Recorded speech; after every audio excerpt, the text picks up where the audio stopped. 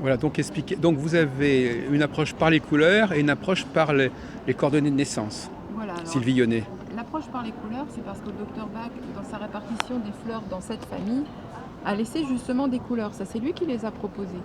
Donc ce que j'évoquais lors de l'exposé débat, c'est que déjà quand on ouvre des pliants, si on est attiré par une couleur, c'est intéressant de se pencher sur cette famille concernée par la couleur et de voir les fleurs à l'intérieur. C'est une piste en fait pour découvrir la fleur de Bach qui pourrait nous aider. Et vous dites aussi, il faut regarder un peu le texte Ah oui, pour parce si que- jamais ça. Il faut que ça nous parle aussi un peu l'intitulé. Oui, bien sûr, on ne se réfère pas seulement qu'à la couleur, ce serait trop limitatif. Mais c'est une première approche qui est intéressante à observer. Et c'est lui qui l'avait élaboré cette approche. Oui, c'est lui qui l'a Il avait dit faites comme ça. En fait, il avait réparti ces 38 élixirs au sein de cette famille auquel il avait attribué une couleur. Et ces couleurs, qu'est-ce que c'est? Ces couleurs, des couleurs très pastel quand même quelque part. C'est pas des couleurs évidentes. Hein. C'est Oui, des couleurs, elles alors- sont pas très fortes ces couleurs. Hein. Ce sont des Non, couleurs mais après, subtiles. C'est aussi, alors c'est des couleurs, c'est vrai qu'elles sont très pastel parce qu'on veut pouvoir lire le texte. Ah oui, c'est ça, ouais, évidemment. Voilà. Et maintenant, Mais on pourrait, il avait vous pas- pourriez demander à vos patients de choisir sur des échantillons avec des couleurs plus vives. Oui, mais c'est pas le but non plus. Il Non. faut quand même mettre la connaissance dessus. D'accord. Une fleur de Bach, c'est ce que j'évoquais tout à l'heure, on pourrait écrire un livre dessus. Donc on ne reste pas que dans l'aspect visuel. C'est un point d'appui et après on approfondit. Donc la personne passe en revue, je me mets à la personne, Oui. elle va passer en revue chaque couleur, chaque texte, et à un moment donné, elle doit décider ce qui lui convient, ce qui est en résonance. Ça c'est si elle est seule en fait. Ah. L'idée c'est lors d'une consultation, si moi je suis là, c'est quand même une discussion la consultation. Ah bon, d'accord. Vous voyez, c'est quand même une approche. Ah Et oui. c'est là que j'utilise de mon côté l'astrologie. Je demande les coordonnées natales de la personne parce que ça me permet moi d'avoir une première approche.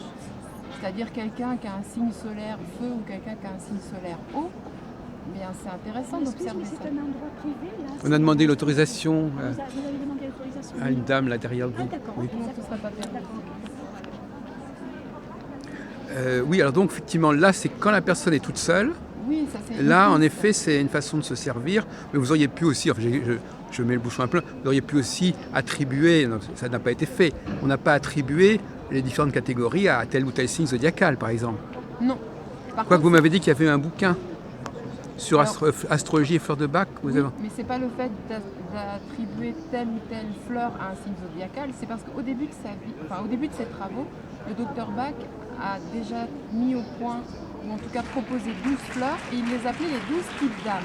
Ah, Et ça d'accord. s'appuyait sur le signe lunaire. Ah, ben d'accord. Donc lui, en fait, il avait quand même un regard global sur l'être humain, autant dans un aspect psychique, et puis il disait clairement, l'être humain c'est un corps, une âme, un esprit, et il s'appuyait sur différentes connaissances universelles. Il n'y avait aucune connotation religieuse, mais c'était quand même un regard global sur l'être humain, et il utilisait plein d'outils pour avancer dans sa compréhension de la souffrance de l'individu qui était face à lui.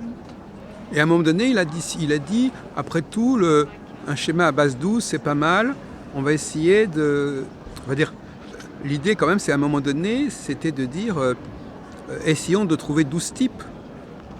Ou 12, Alors, ça de démarre- classer en 12 classements. Non, c'est parce que comme il a eu l'impression que après avoir trouvé ces 12 fleurs, il avait l'impression d'avoir fait le tour quand même Ah oui. de la psyché humaine. Il s'est dit ça doit être fini. Ah oui, après vous avez dit, après il a Et après, aperçu qu'il y avait autre chose. Il s'est aperçu que ça continuait. Donc dans un Ça- premier stade, il croyait que c'était 12 et que ça correspondait Ben oui. peut-être aux 12 signes. Il a d'ailleurs écrit les 12 guérisseurs. Donc c'est Ah, comme moi, si pour lui, moi je comprends. il avait Là, fini. oui. Ah Et oui. puis finalement, il s'est trouvé, parce que lui, il vivait beaucoup les choses en tant qu'expérience, il s'est trouvé qu'il a redéveloppé des problématiques dans son corps au Oui. contact de patients. Il s'est dit non, c'est pas fini, j'ai d'autres fleurs à trouver. Et donc il s'intéressait moins à partir de ce moment-là à cette classification en 12, puisque ce n'était qu'un point de départ. Ben, C'était après, une étape. C'était une étape. Moi aujourd'hui, en fait, je les utilise de cette façon. C'est qu'il y a les 12 types d'âmes. Après, il a appelé les 7 auxiliaires. Et ensuite, il a trouvé les 19 derniers. Donc, oui, j'ai bien compris votre conférence, oui. Et pour moi, il n'a pas voulu trop s'appuyer sur ça parce qu'il ne voulait pas que ses travaux soient complexes. Mais pour moi, ça reste toujours un outil à exploiter très très profond. Parce que du coup, on aborde les fleurs de Bach plus sous forme de symptômes, mais sous forme vraiment de compréhension de sa problématique. Je vous posais peut-être une question un peu étrange, mais finalement, il avait des facultés particulières, ce chercheur. Ben, Parce qu'il a quand même trouvé des choses après que d'autres personnes peuvent compléter, mais c'est quand même, il est fondateur de quelque chose oui, quand même. tout à fait.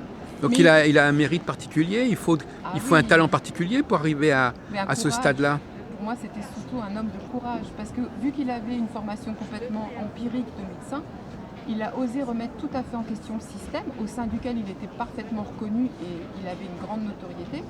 Et il a osé replacer l'être humain dans un contexte qui est qu'on est avant tout un être spirituel incarné. On n'est pas comme ça qu'un corps avec une problématique. Oui, alors ça, on n'en a pas parlé, c'est-à-dire cette question que ça n'agit pas physiquement, quelque part. Le but, ce n'est pas d'agir physiquement.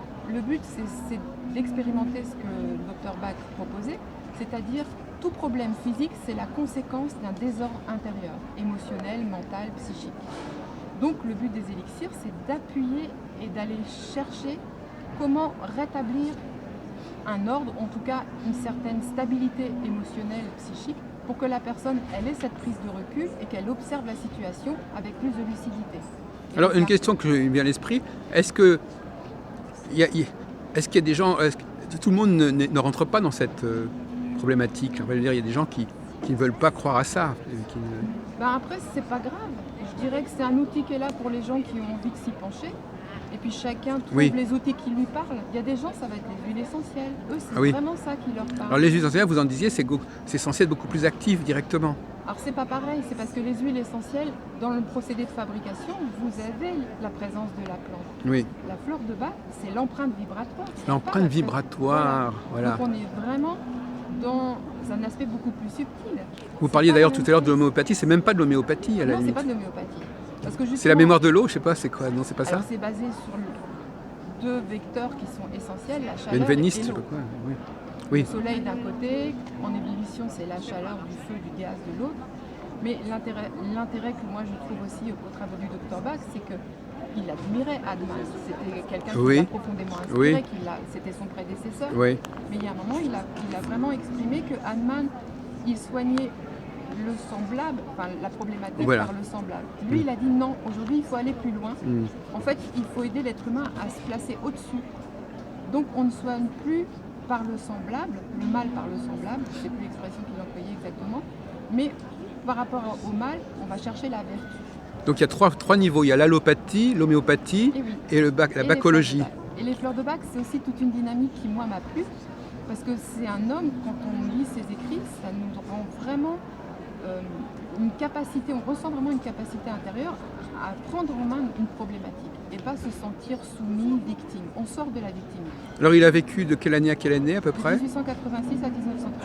Il est mort en 1936. Mais c'est venu en France assez tardivement, parce que je crois qu'il y a longtemps, moi j'avais déjà entendu parler en Angleterre et c'était pas encore tellement connu en France. Non, ça s'est mis tout doucement en France. Maintenant quand même c'est de plus en plus reconnu. On a un siècle de recul, donc quand même ça permet aussi de pouvoir attester, parce que par l'expérience, on ne peut pas nier. Je veux dire, après un être humain, il peut dire j'ai rien senti, mais vous l'expérimentez sur un enfant, sur un félin, sur un animal, on voit très bien l'impact que ça a. Donc pour récapituler sur ce point précis, c'est quand même pas mal de revenir au départ sur la base de 12 possibilités, c'est ça? Et on commence par les 12 premières fleurs qu'il a trouvées.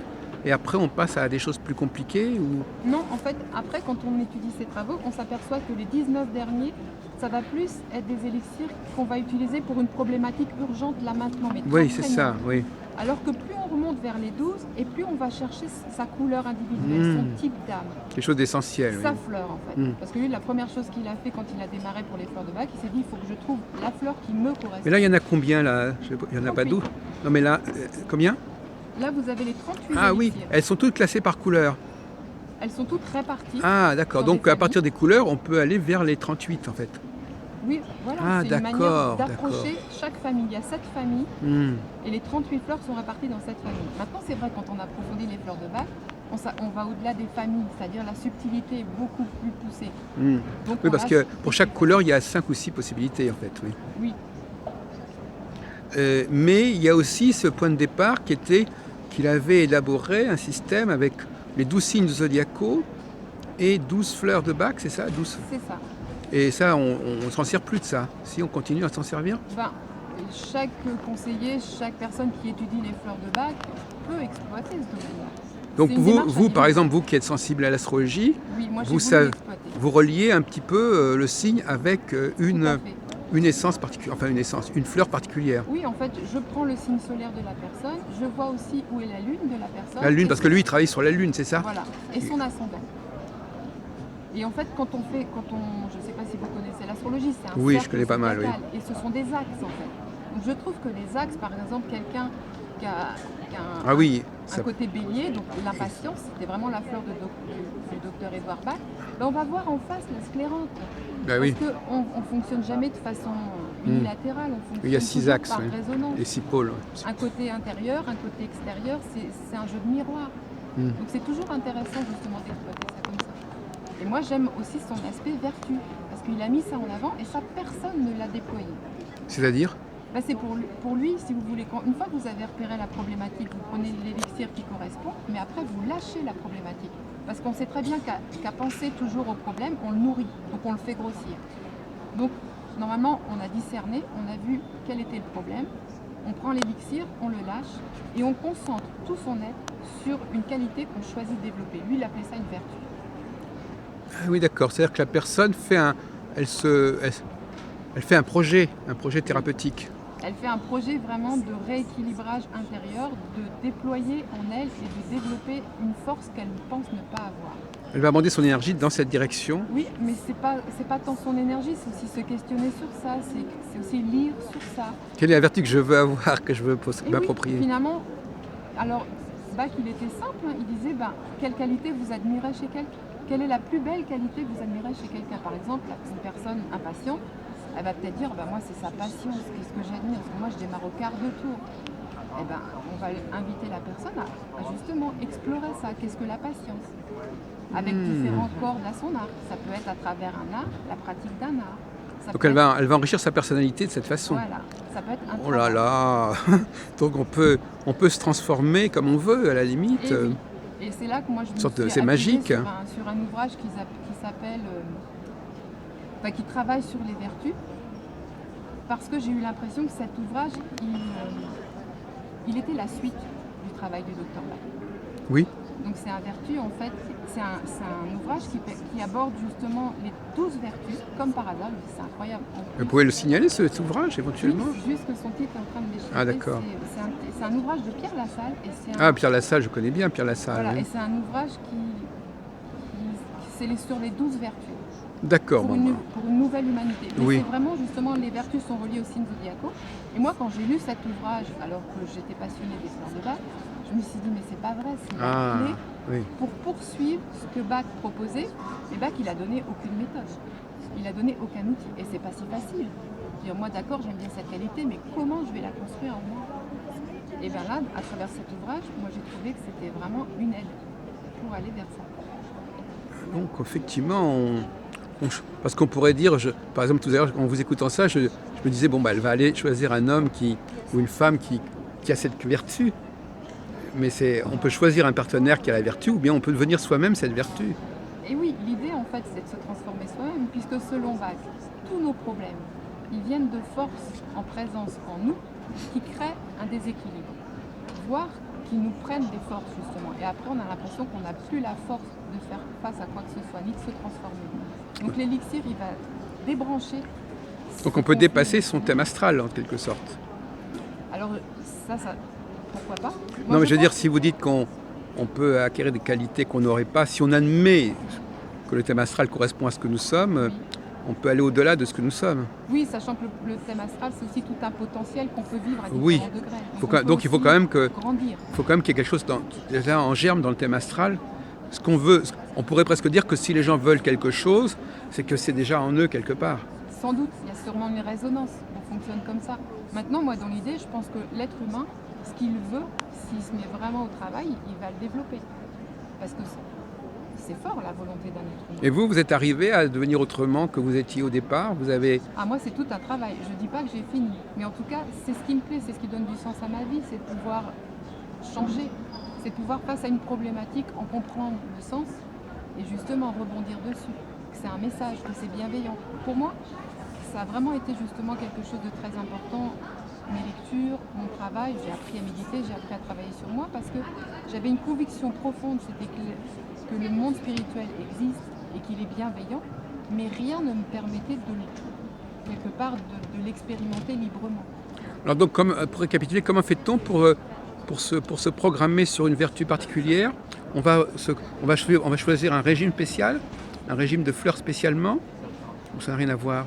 Ah si, alors c'est vrai que c'est ce que j'évoquais dans l'exposé débat. On peut choisir une fleur de bac en fonction d'une problématique qu'on ressent, Oui. mais on peut choisir une fleur de bac en disant je voudrais développer C'est cette ça. force, parce que chaque fleur possède une force, et là on va accompagner son travail avec une fleur. Donc vous pouvez très bien tomber sur une personne qui va vous dire conseillez-moi pour que j'acquière cette vertu. En tout cas, moi je vais toujours proposer à la personne, à partir de sa problématique, après de se concentrer sur une vertu, sur une qualité qu'elle choisit. Et qui va compenser éventuellement un défaut. Pour justement sortir de son défaut et sentir que c'est elle qui se sort de son défaut. Qu'elle peut s'appuyer sur ça aussi pour changer. Et après, elle peut faire un deuxième projet. Bah, c'est infini. Mais alors elle va, donc c'est ça, elle va. Mais est-ce qu'il n'y a pas des choses qui sont incompatibles? Je ne sais pas vraiment. Parfois, certaines qualités, comme on dit, il y a une qualité il y a le revers de la médaille. Si on développe une qualité, ça peut perturber les qualités qu'on avait déjà. Non, Parce moi je que pense pas. Le bien ne perturbe Toutes les pas le qualités bien. sont compatibles entre elles, à Elles votre avis? s'enrichissent en fait. Elles sont comme exponentielles. Mm. C'est-à-dire si vous cumulez plusieurs qualités, c'est plus que l'association de chaque qualité. C'est quelque chose qui est encore plus fort. Elles ne peuvent pas se nuire. Non, mais je pense que c'est un peu ce qui est sous-jacent à ce que vous dites, mais c'est pas évident. Parce qu'on sait très bien qu'il y a certaines. Que si la personne a certains défauts, c'est le revers de ses qualités. Oui, ça je suis d'accord. C'est pour ça que c'est ça qui est intéressant. C'est qu'on n'a pas peur de regarder ses défauts en face. Parce qu'on sait que derrière, c'est la devanture d'une force positive Oui, qui va en sortir. Donc c'est justement aussi ce qui est mis en avant à travers ce travail sur les vertus et les fleurs de bac. N'ayons pas peur de voir quelque part nos parts d'ombre, parce que si on les regarde en face, on va se rendre compte que derrière, il y a quelque chose qui peut sortir, mais c'est ce qu'on cherche. C'est comme si l'être humain s'était mis des épreuves à traverser pour pas rater son trésor, parce que le trésor, il est caché derrière. Moi, c'est comme ça que je le comprends. donc par exemple, si vraiment dans votre famille ou dans votre couple, vous trouvez que telle personne il lui manque quelque chose, vous lui demandez de se reprogrammer pour avoir cette vertu qui lui manque. Je sais pas, chez un partenaire, vous seriez disposé par exemple à dire, ben toi, il te manque ça, on va t'aider à développer cette vertu. Oui et non, parce qu'en fait, la personne, il faut que ça vienne d'elle. Parce que c'est quelque chose qui demande des efforts. Mm. Il faudrait pas croire que la fleur de bac, c'est une pilule miracle et que c'est parce qu'on a choisi la qualité que c'est miraculeux.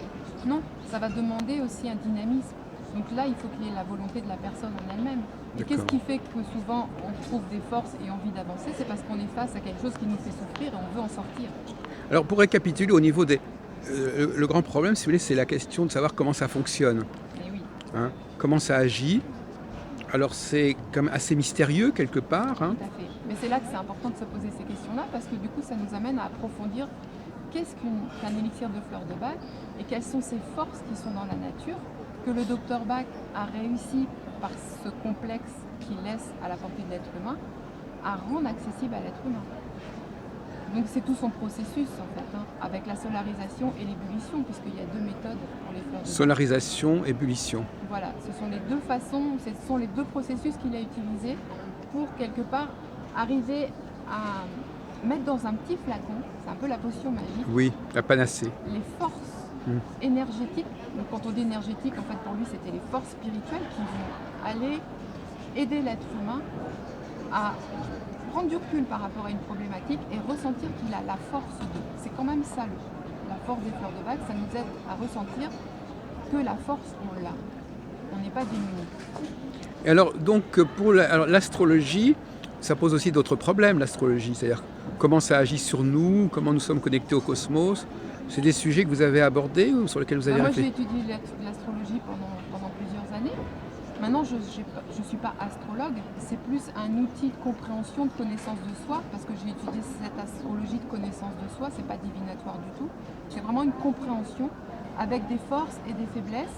Et du coup quand on voit son potentiel de force, on est moins naïf, on se dit ah mais quand même si ça me le dit, c'est que je les ai bien, pourquoi je les ressens pas? Donc ça nous aide à approfondir. Et puis quand on voit ces défaillances, on dit ah bah ok, on dédramatise tout. C'est comme si les choses redeviennent à notre portée, autant les forces que les faiblesses. Enfin, ce qui me gêne, c'est que pour moi, ce sont deux démarches quand même un peu antagonistes, parce que en astrologie, c'est pas vous qui choisissez votre type. C'est pas vous c'est pas vous qui dites je suis de tel ou tel signe. C'est le signe qui vous est donné par votre date de naissance. Oui. Alors que dans les fleurs de Bach, c'est moi qui me reconnais dans. J'ai le choix. Oui, C'est moi qui me choisis quelque part parmi les possibilités qui me sont proposées. En astrologie, on ne dit pas à quelqu'un choisissez le signe qui vous plaît.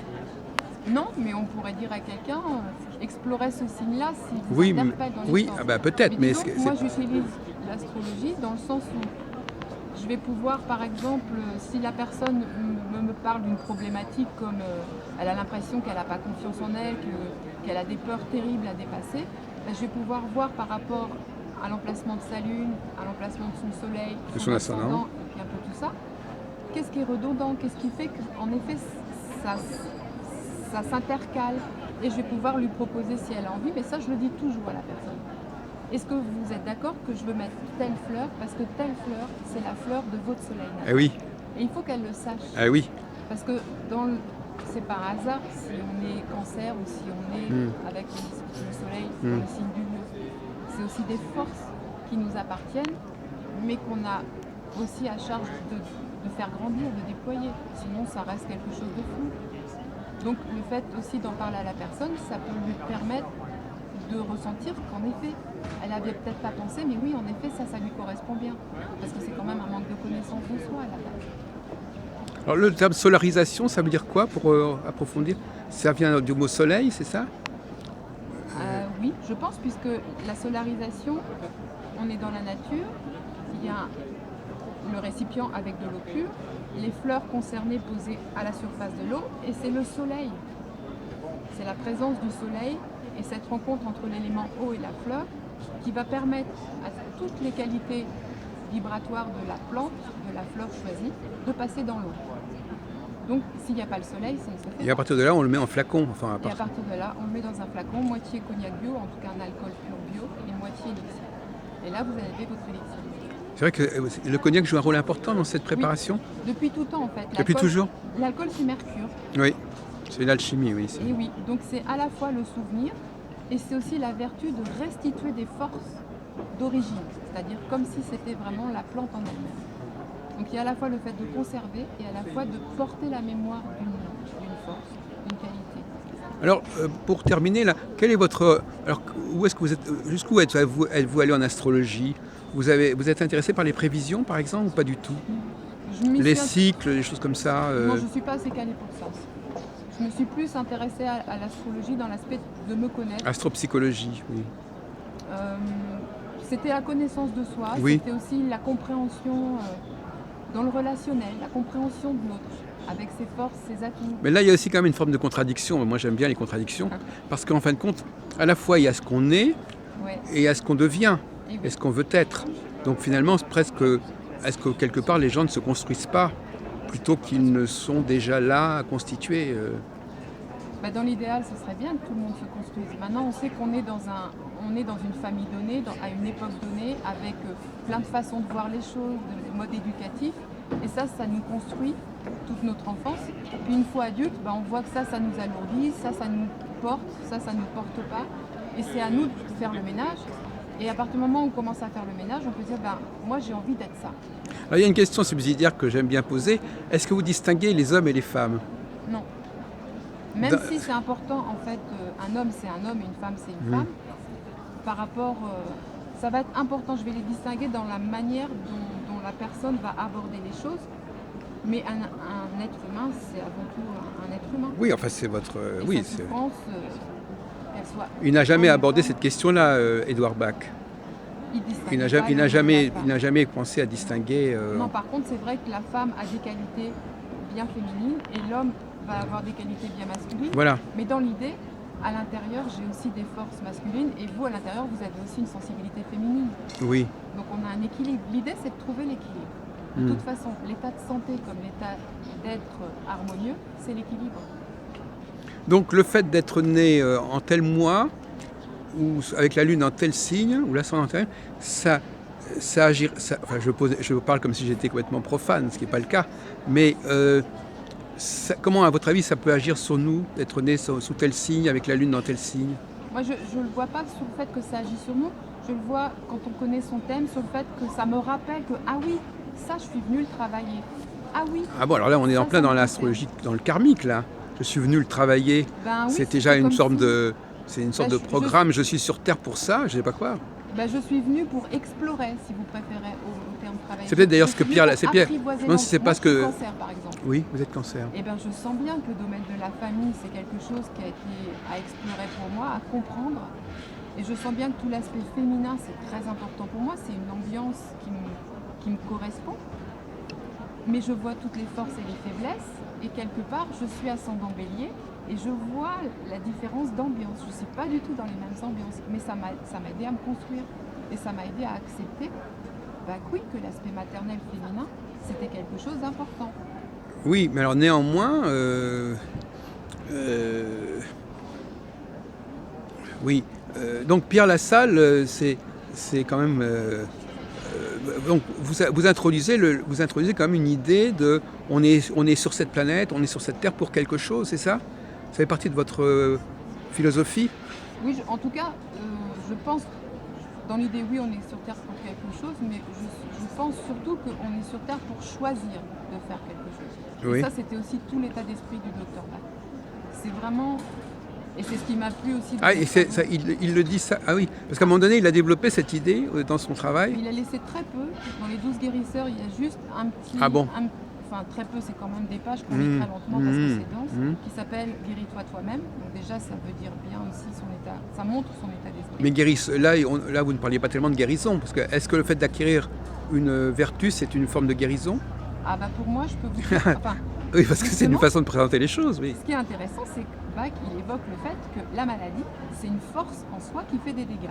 Donc pour lui, c'est des forces comme la jalousie, l'égoïsme, la critique.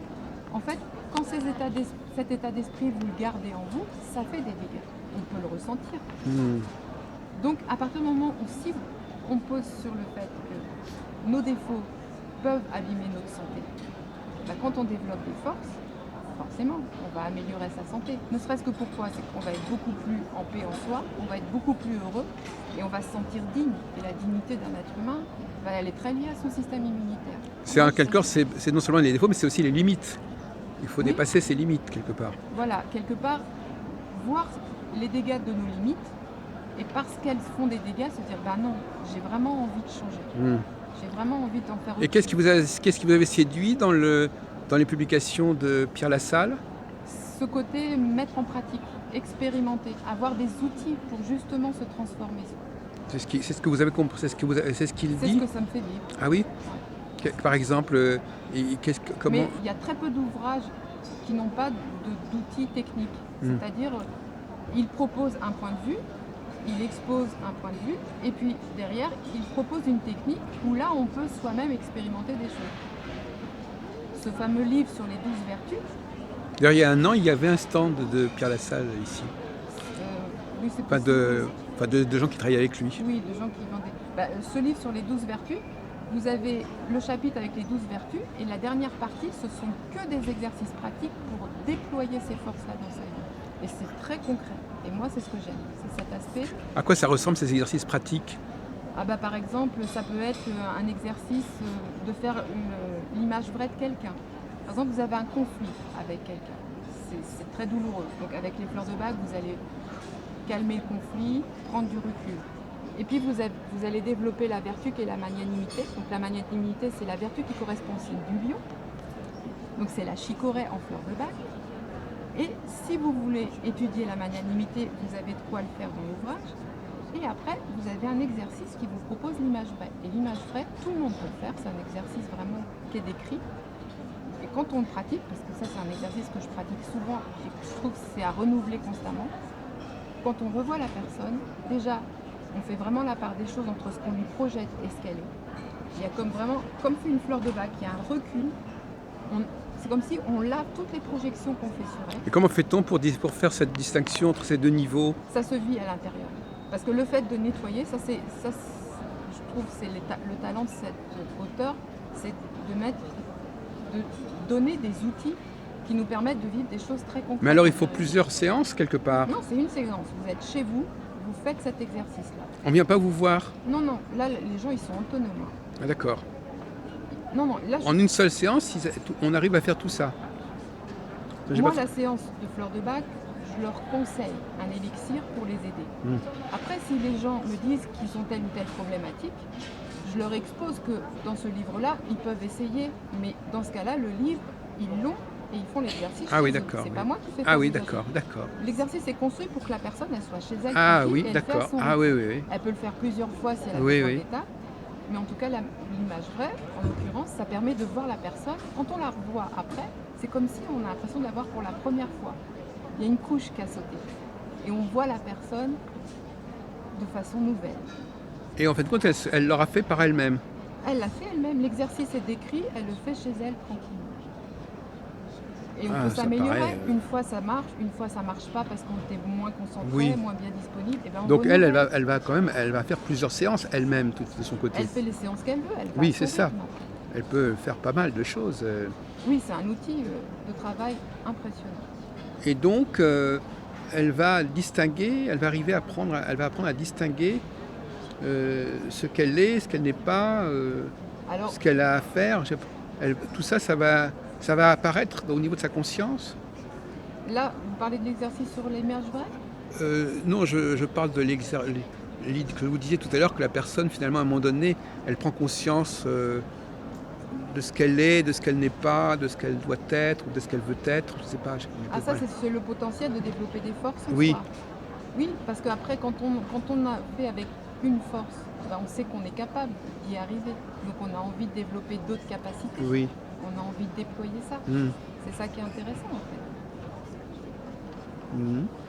Bah, écoutez, oui, c'est assez fascinant tout ça. En tout cas, vous êtes un bon exemple de ce qu'on peut devenir avec les fleurs de bac. Enfin, je veux dire. Oui, Mais- ben, c'est quelque chose de simple, mais c'est simplement avoir envie d'expérimenter vraiment sincèrement, d'aller jusqu'au bout. On est dans une société, je trouve, où les gens font beaucoup de choses. On connaît beaucoup de choses. Et alors, ce qu'on Mais a on appris, c'est approfondit peu. on a vu que ça pouvait aussi concerner les animaux. Ah oui, Parce que ça a été assez surprenant. Tout à l'heure, on était bah avec oui. une dame. Alors, comment vous articulez sur les animaux familiers, tout ça, les chats, les chiens Alors déjà, ça s'articule aussi. Moi, j'aime bien discuter avec la personne à qui appartient l'animal, parce qu'on sait bien qu'un animal familier, il fait beaucoup éponge de l'état émotionnel de son Mhm. maître. Donc souvent, les deux peuvent travailler avec des élixirs. Mais maintenant, il faut savoir qu'un animal, il est vraiment... Un animal, il est dans le vécu. Il n'est pas dans le mental. Il n'en a pas. Donc lui, il vit les choses. Et les fleurs de bac, elles entrent dans le vécu. Mhm. Vraiment dans cet aspect-là. Donc plus l'animal, les félins, plus l'animal est nerveux, sensible, et plus c'est spectaculaire les fleurs de bac. Alors à ce moment-là, c'est son maître qui choisit. Ah bah oui. C'est pas l'animal lui-même qui choisit. Non. Là, c'est justement arriver à observer et puis pouvoir décrire la souffrance de l'animal. Parce que derrière, on cherche. En fait, c'est vraiment essayer, que ce soit les animaux ou les êtres humains, on cherche à comprendre de quoi souffre l'autre. Et si on sait de quoi il souffre, après, on trouve la bonne solution. D'accord. Eh bien, écoutez, je vous remercie, Sylvie Lyonnais. Donc, je crois que votre interview donne envie d'avancer dans cette direction, effectivement.